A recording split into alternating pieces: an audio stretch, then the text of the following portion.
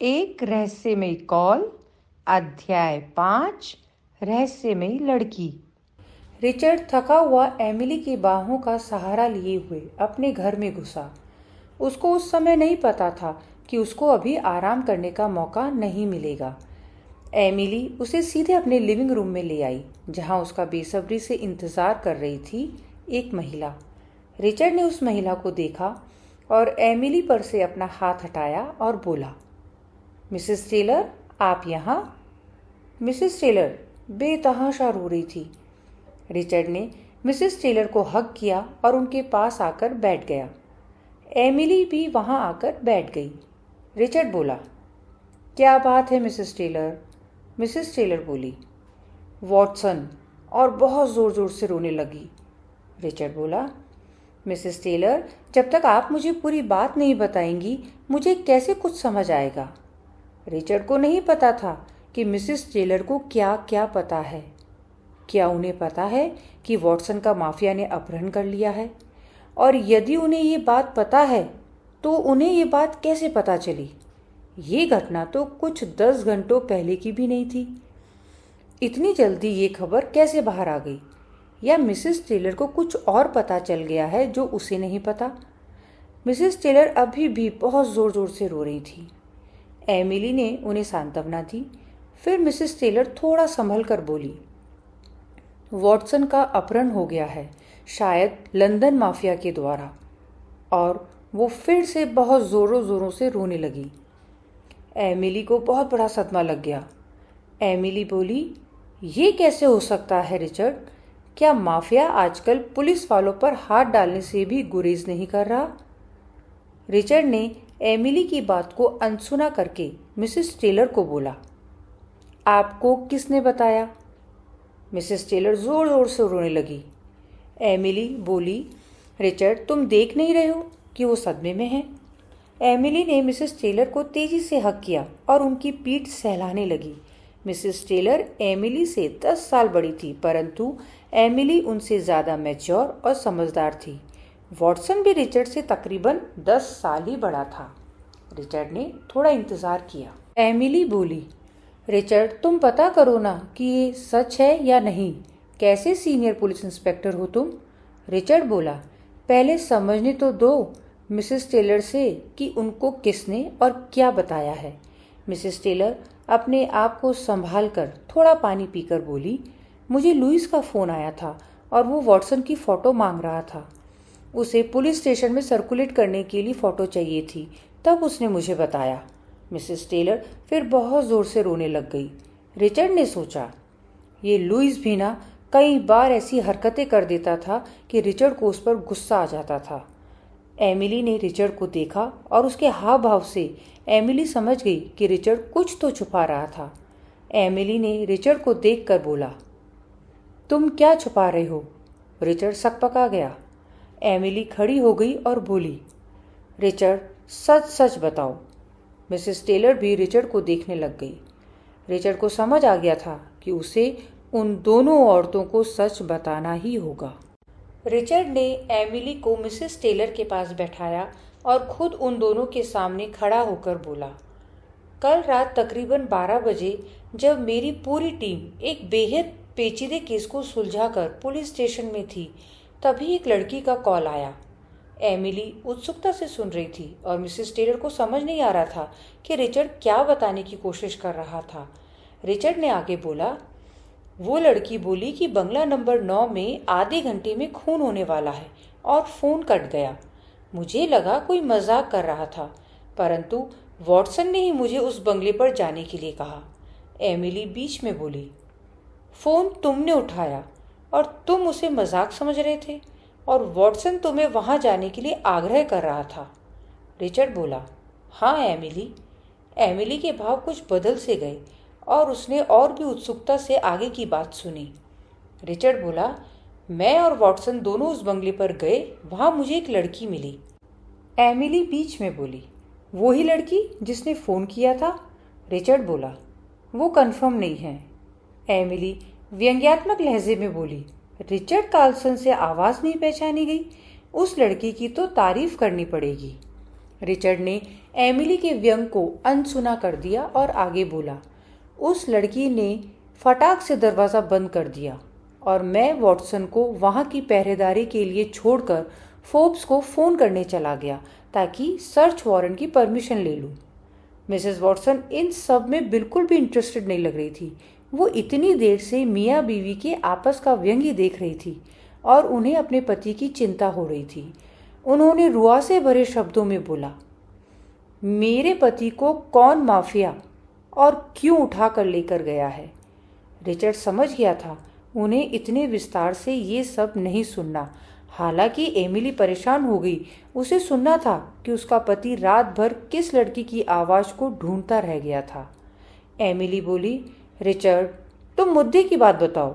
हालांकि बाद में मुझे पूरा वाकया सुनाना। वो लड़की तुम्हें मिली कि नहीं? रिचर्ड ने फिर एमिली की बात पर ध्यान नहीं दिया। वो एमिली की इन्हीं सब छोटी छोटी डिटेल्स के बारे में पूछने से परेशान रहता था। फोर्ब्स से ज़्यादा तो एमिली को पता होता था कि रिचर्ड कौन सा केस सॉल्व कर रहा है और उस केस की छोटी से छोटी बारीकी भी एमिली रिचर्ड से पूछती थी और तब तक रिचर्ड का पीछा नहीं छोड़ती थी जब तक कि रिचर्ड उसे सब कुछ नहीं बता दे। यदि रिचर्ड के बदले किसी दिन एमिली पुलिस स्टेशन चली जाए तो भी वो हर उस प्रश्न का सटीक उत्तर दे पाएगी जो वो लोग रिचर्ड से पूछेंगे, क्योंकि एमिली को वो सब कुछ पता होता था जो रिचर्ड को पता है। रिचर्ड ने मिसेस टेलर की ओर देखा। आप चिंता मत कीजिए, हो सकता है वॉटसन किसी अपराधी का पीछा कर रहा हो। मिसेस टेलर बोली, आप बिना बात के सांत्वना मत दीजिए। आपको यदि मेरे पति के बारे में कुछ पता है तो बता दीजिए प्लीज़। रिचर्ड ने बोला, आप यकीन मानिए आपसे ज़्यादा मुझे वॉटसन की चिंता है और मैं उसे कुछ नहीं होने दूंगा। तभी रिचर्ड के फ़ोन की घंटी बजी। एमिली ने फ़ोन उठाया और बोला, हेलो, हाँ ठीक है, मैं बात कराती हूँ। एमिली ने रिचर्ड को फ़ोन दिया और बोला, मिस्टर फोर्ब्स का फ़ोन है। रिचर्ड ने फ़ोन लिया और बोला, हेलो सर। फोर्ब्स बोला, रिचर्ड मुझे एक और टिप मिली है। एक और कंसाइनमेंट आने वाला है लंदन पोर्ट पर। रिचर्ड को समझ ही नहीं आ रहा था कि फोर्ब्स को ऐसी टिप्स कहाँ से मिल रही थी। पिछली बार किसी ने कस्टम वालों को टिप दी थी और उन्हें जानबूझकर इनलैंड वाटर की बोट पर रेड करवा दी, और इस बार फोर्ब्स को डायरेक्ट टिप। रिचर्ड को एक ही दिन में इतनी टिप्स कुछ गड़बड़ लग रहा था। रिचर्ड बोला, ठीक है सर, मैं आपके ऑफिस आ जाता हूँ। फोर्ब्स बोला, उसकी ज़रूरत नहीं है, एलेक्स तुम्हारे घर आ रहा है। रिचर्ड बोला, ठीक है सर, मैं रेडी हो जाता हूँ। फोर्ब्स ने फ़ोन काट दिया। रिचर्ड और एलेक्स लंदन पोर्ट पहुँच चुके थे। एक और बोट के वहाँ आने की खबर थी और बहुत इंतज़ार करने के बाद भी वो बोट वहाँ नहीं आई थी। रिचर्ड बोला, एलेक्स, हमें यहाँ आए हुए तकरीबन 2 घंटे हो चुके हैं और कोई भी बोट नहीं आई है। हमें पानी के अंदर जाना चाहिए। एलेक्स बोला, परंतु हम कहाँ जाएंगे रिचर्ड? हमें क्या पता ये बोट कहाँ से आ रही है। रिचर्ड बोला, तुम एक सिगरेट बोट का अरेंजमेंट करो, मुझे पता है कहाँ जाना है। एलेक्स को कुछ समझ नहीं आया, परंतु वो अपने पुलिस हेडक्वार्टर फ़ोन करने चला गया। एलेक्स को ये तो समझ आ गया था कि रिचर्ड यदि सिगरेट बोट मांग रहा था तो इसका मतलब था कि वो तेज गति से चलने वाली बोट से उन क्रूजर स्टर्न बोट को पकड़ना चाहता था, परंतु उसे पता कैसे था कि वो स्टर्न बोट कहाँ गई होगी। हालांकि एलेक्स थोड़ा कंफ्यूज था, परंतु उसे रिचर्ड की बुद्धिमत्ता और शार्पनेस पर पूरा भरोसा था। वो जल्द ही एक सिगरेट बोट का इंतजाम कर देता है। रिचर्ड और एलेक्स दोनों ही उस सिगरेट बोट की सीट के दोनों कोनों में अपनी अपनी सीटों पर बैठ जाते हैं। रिचर्ड ही वो सिगरेट बोट ड्राइव कर रहा था। वो बोट बहुत ही तेजी से थेम्स रिवर को चीरती हुई भागे जा रही थी। रिचर्ड की बोट चलाने की महारत का अंदेशा इस बात से लगाया जा सकता था कि वो आसानी से 60 से 65 नोट्स की स्पीड पर चला रहा था, जो कि किसी एक्सपर्ट बोट ड्राइवर के लिए भी मुश्किल ही था। एलेक्स बोला, रिचर्ड, अब तो बता दो हम कहाँ जा रहे हैं। रिचर्ड बोला, एलेक्स डियर, हम ग्रेज माउथ स्कॉटलैंड जा रहे हैं। एलेक्स को कुछ समझ नहीं आया और वो बोला, हम स्कॉटलैंड क्यों जा रहे हैं? रिचर्ड बोला, एलेक्स तुम बहुत ही भोले हो। एलेक्स का मुंह उतर गया। उसे समझ आ गया रिचर्ड का भोला बोलने का मतलब था बेवकूफ़। रिचर्ड ने आगे बोला, तुम्हें याद है कि डेविड ने क्या बोला था? एलेक्स बोला, क्या? रिचर्ड ने बोला, एलन मैन्युफैक्चरिंग की स्कॉटलैंड में जो फैक्ट्री है उससे ये सारा नमक जैसा दिखने वाला पदार्थ एलन मैन्युफैक्चरिंग के लंदन गोडाउन जा रहा था। एलेक्स बोला, समझ गया, तो वो दूसरी बोट भी इसी रास्ते पर कहीं होगी। रिचर्ड बोला, शाबाश एलेक्स। एलेक्स के चेहरे पर थोड़ी खुशी आई। रिचर्ड बोला, क्योंकि दूसरी बोट वालों को हो सकता है वो दो व्यक्ति जो पहली बोट के पकड़े जाने पर कस्टम वालों को देखकर पानी में छलांग लगाकर भागे थे मिल गए होंगे और वो लोग उनके साथ वापस हो लिए होंगे। एलेक्स बोला, हाँ, और वो बोट भी ज्यादा पीछे नहीं होगी। थोड़ी ही देर में वो दूसरी बोट वाले लंदन पोर्ट के पास पहुंच गए होंगे जहां उन्हें उनके साथी दिखे होंगे। इन साथियों ने उन्हें बता दिया होगा कि लंदन पुलिस और कस्टम ने उन्हें पकड़ लिया है। रिचर्ड बोला, इसीलिए वो लोग उस बोट को घुमाकर वापस स्कॉटलैंड ले जा रहे होंगे। एलेक्स बोला, परंतु स्कॉटलैंड पर वापस पोर्ट पर पहुंचेंगे तो पोर्ट वाले उनसे पूछेंगे कि वो वापस कैसे आ गए और परमिशन कहाँ है। रिचर्ड बोला, इसीलिए वो लोग ग्रैंड्समाउथ पोर्ट से थोड़ा पहले उस दूसरी बोट को छोड़ देंगे और तैरकर कहीं दूर जाएंगे और वहां से भाग जाएंगे। एलेक्स बोला, फिर हम उन्हें पकड़ेंगे कैसे? रिचर्ड बोला, हम उन्हें नहीं, उस बोट को पकड़ेंगे और देखेंगे यदि वो बोट भी एलन मैन्युफैक्चरिंग के नाम पर ही रजिस्टर है तो बात पक्की है, ये एलन मैन्युफैक्चरिंग ड्रग माफिया से जुड़ी हुई है। एलेक्स रिचर्ड की कुशाग्र बुद्धि का कायल हो गया था। डेविड से बात करके रिचर्ड को समझ आ गया था कि जो लोग बोट में सामान ला रहे हैं वो बहुत ही छोटे लोग थे और उन्हें जितना बताया गया उतना ही वो लोग कर रहे थे। इसीलिए वो लोग वापस स्कॉटलैंड ही भागेंगे और अपने आकाओं को बताएंगे कि क्या हुआ।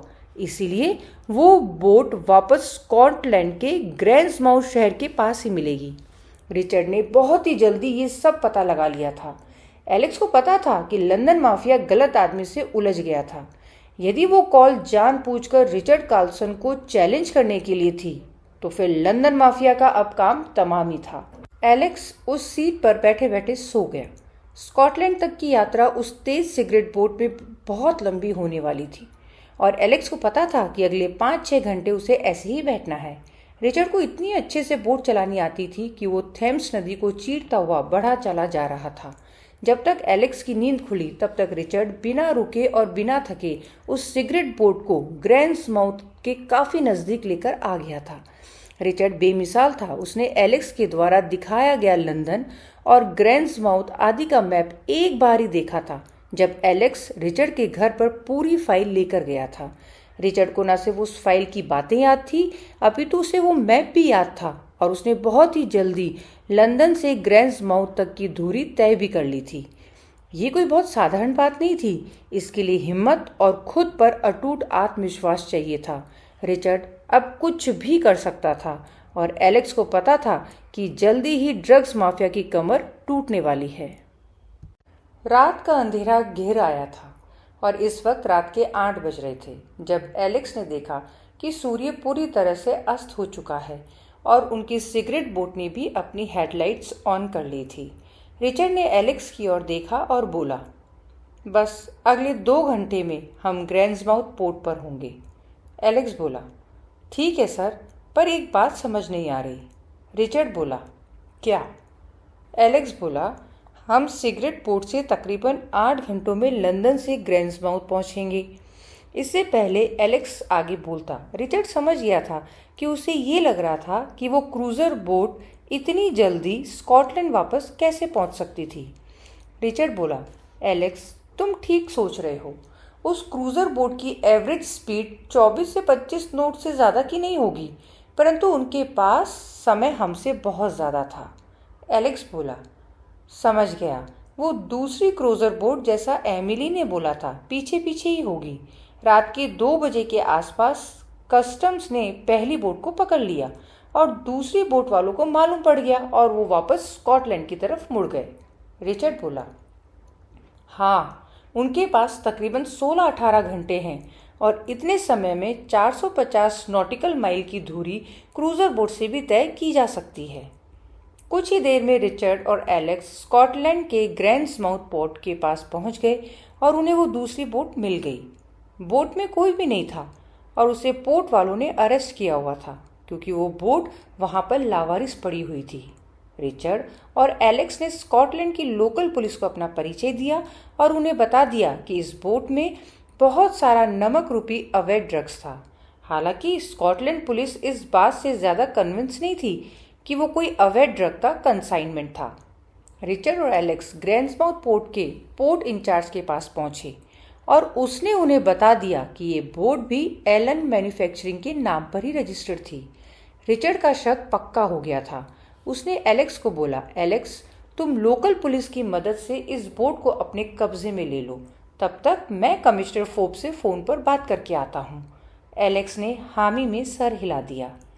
रिचर्ड एक लोकल टेलीफोन बूथ से कमिश्नर को फोन करने लगा और एलेक्स इधर लोकल पुलिस की मदद से उस बोट को अपने कब्जे में लेने की और बोट के सामान की फॉरेंसिक जांच करने की कोशिश में लग गया। रिचर्ड ने कमिश्नर फोर्ब्स को फोन लगाया और उन्होंने इस बार जल्दी ही फोन उठा लिया। रिचर्ड बोला, सर, हमने उस दूसरी बोट को पकड़ लिया है। फोर्ब्स बोला, गुड, बहुत अच्छा, कितने आदमी पकड़े? रिचर्ड बोला, सर, आदमी सब भाग गए। फोर्ब्स गुस्से में बोला, सारे आदमी भाग गए? रिचर्ड बोला, सर, वो दूसरी बोट दरअसल लंदन पोर्ट आई ही नहीं। फोर्ब्स कंफ्यूज होते हुए बोला, मतलब? तुमने कहा ना तुमने उसे पकड़ लिया। रिचर्ड बोला, सर, जब बहुत देर इंतज़ार के बाद भी वो बोट नहीं आई तो मैंने एक सिगरेट बोट हायर की और स्कॉटलैंड ग्रैंड्समाउथ पोर्ट पहुंच गया। फोर्ब्स बोला, मतलब तुम्हें कैसे पता वो बोट स्कॉटलैंड से आ रही थी?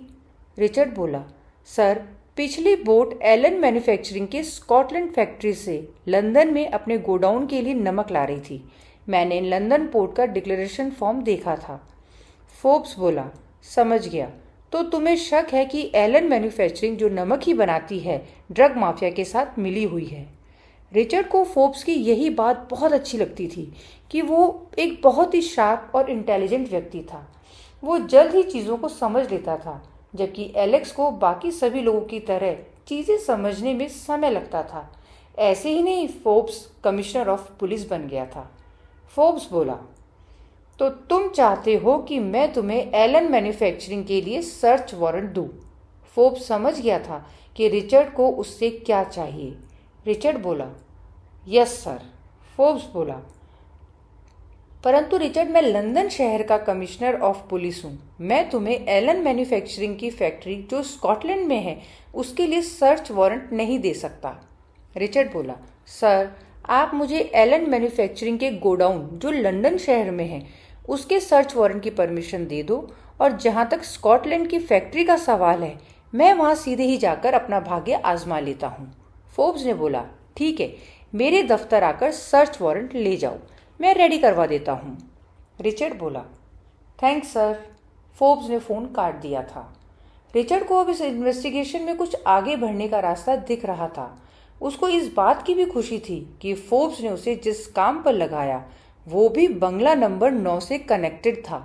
बंगला नंबर 9 एलन मैन्युफैक्चरिंग के मालिक जॉनसन एलन का घर था और उसकी कंपनी नमक के नाम पर ड्रग्स बनाती थी, इसीलिए उसके बंगले पर भी लक्ष्मी प्लांट मिला था। मामला साफ था कि एलन मैन्युफैक्चरिंग ड्रग्स माफिया के साथ मिलकर स्कॉटलैंड में अपनी फैक्ट्री में ड्रग्स बनाता था और उसे लंदन भेज देता था। लंदन में ये ड्रग्स बड़ी भारी मात्रा में बिकता था, इससे वो लोग बहुत पैसे कमाते थे। परंतु फोर्ब्स को उसके मुखबिर ने खबर दे दी कि लंदन में जो ड्रग्स आ रहा है वो नमक के रूप में आ रहा था। इसलिए फोर्ब्स ने लंदन में आने वाले नमक के कंसाइनमेंट को चेक करना शुरू करवा दिया। एलेक्स को उसमें लगा दिया, परंतु फिर एलन मैन्युफैक्चरिंग ने पानी के जरिए कंसाइनमेंट भेजने शुरू कर दिए। उसकी भी टिप फोर्ब्स को मिल गई थी और फोर्ब्स ने रिचर्ड और एलेक्स दोनों को लगा दिया ताकि वो इस नमक और ड्रग्स के धंधे को बंद कर सके। एकमात्र बात रिचर्ड को खटक रही थी, फोर्ब्स का मुखबिर कौन था और कैसे ड्रग माफिया के बारे में इतनी सटीक जानकारी दे रहा था। रिचर्ड ने दोबारा फोर्ब्स को फ़ोन किया और फोर्ब्स ने जल्दी ही फ़ोन उठा लिया। रिचर्ड बोला, सर, आपको डिस्टर्ब करने के लिए माफ़ी चाहता हूँ। फोर्ब्स बोला, कोई बात नहीं रिचर्ड, मैं सर्च वारंट ही इशू कर रहा था। रिचर्ड बोला, सर, आपका वो मुखबिर कौन है जिसने आपको ये बताया कि नमक के रूप में ड्रग्स आ रहा है और अब शिप्स के जरिए ड्रग्स आ रहे हैं? फोर्ब्स चीखा, रिचर्ड, क्या तुम पागल हो गए हो? ये प्रश्न नहीं पूछे जाते। मुखबिर सिर्फ पोषित किए जाते हैं और उनके पोषण का सबसे पहली खुराक है भरोसा। रिचर्ड को फोर्ब्स के इस भाषण में कोई इंटरेस्ट नहीं था। रिचर्ड बोला, सर, आप सच बोलेंगे, मैं जो भी पूछूंगा? फोर्ब्स सकपका गया। इससे पहले वो कुछ बोलता, रिचर्ड बोला, आपके पास कोई मुखबिर नहीं है, सच सच बोलिए। रिचर्ड का ये प्रश्न सुनकर फोर्ब्स हिल गया।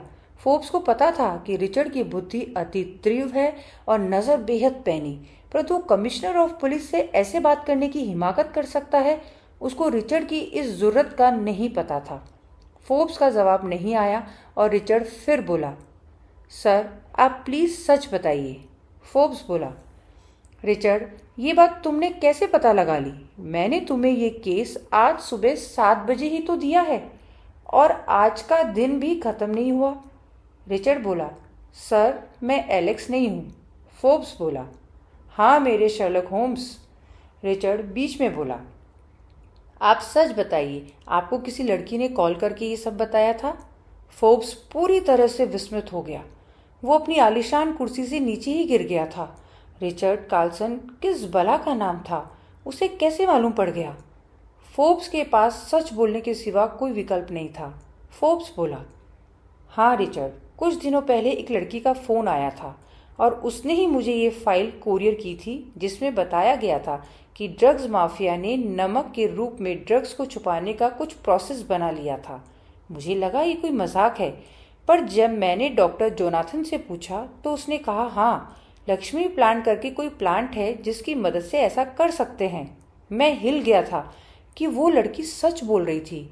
उस रहस्यमय लड़की का फिर 2 दिन पहले मुझे कॉल आया कि लंदन में स्कॉटलैंड से कुछ ट्रक आ रहे हैं, उनमें नमक नहीं ड्रग्स है। मैंने एलेक्स और डॉक्टर जोनाथन को भेजा और वो ट्रक पकड़े गए, परंतु उनके ड्राइवर और कंडक्टर भाग गए। फिर कल रात को मुझे उस लड़की का फ़ोन आया कि अब माल रिवर थेम्स के जरिए आ रहा है। रिचर्ड बोला, मुझे अंदाज़ा लग गया था कि ये वही लड़की है जिसने मुझे भी फ़ोन किया था। ये लड़की कोई बहुत बड़ा गेम खेल रही है। फोर्ब्स चुप हो गया। उसे नहीं सूझा कि वो क्या करे। रिचर्ड बोला, आपने उस लड़की की आवाज़ में कोई डर या कुछ दर्द महसूस किया? फोर्ब्स बोला, हाँ, थोड़ी डरी हुई तो थी, परंतु मुझे कभी उस पर ज़्यादा शक नहीं हुआ।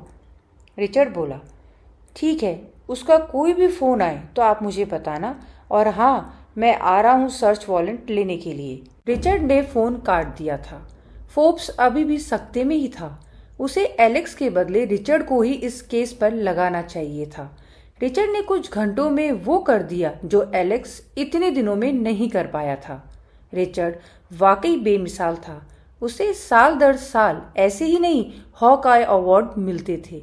फोर्ब्स रिचर्ड का कायल तो था, परंतु अब वो उसका बहुत ही बड़ा फैन बन गया था।